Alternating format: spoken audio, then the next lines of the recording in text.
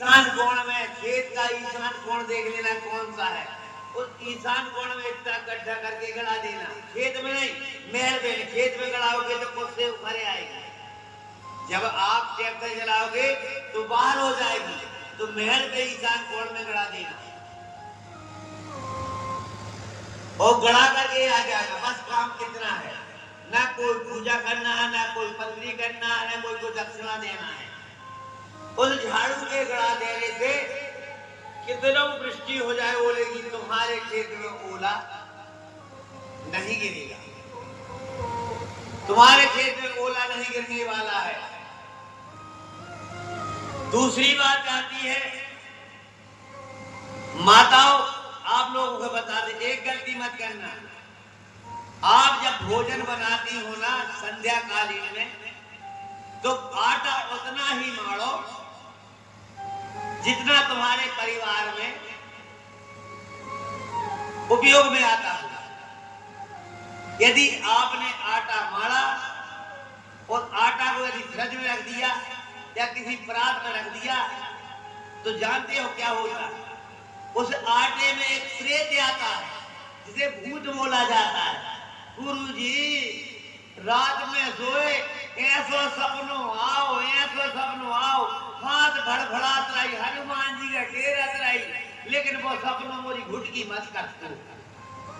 अरे घुटकी में तो बहुत मजा कर तो तुम रही। इले आटा यदि भर के तो भलाई उसकी रोटी बना के गौ माता को खिला देना, बैल को खिला देना, कुत्ते को डाल देना, लेकिन सना हुआ आटा कभी घर में नहीं रखना, ना उसमें प्रेत आता है, भूत आता है। और भूत को बुलाना हो तो रोज आने से करके देख लेना। एक बात। दूसरी बात आती है, ये गलती नहीं करना। दूसरी गलती है, कभी जीवन में घर में रे बेटी बिटिया सामने बेटी हाथ बोल दे, तुम्हारी बात बता रहा हूं, ने हाथ बांधी ने कथा निकाल दी, फिर बांधो तुमने।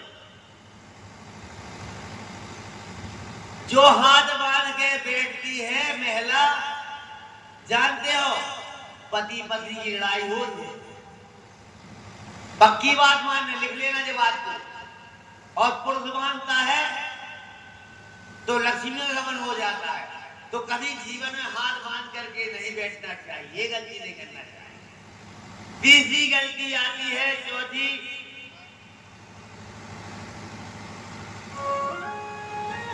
सोते समय पत्नी को पति बिस्तर से पहले उठना चाहिए। पति ना उठ पाए और पत्नी को उठना चाहिए। देवी लक्ष्मी कहती है श्री हरि कमल नयन भगवान के मुंह से कि जो महिला ऐसा करेगी तो लक्ष्मी जी कहती उसके घर में मैं जाऊंगी। वो भगाएगी लेकिन मैं उसके घर में जाऊंगी, तो तुम्हारे घर में लक्ष्मी का आगमन हो जाएगा।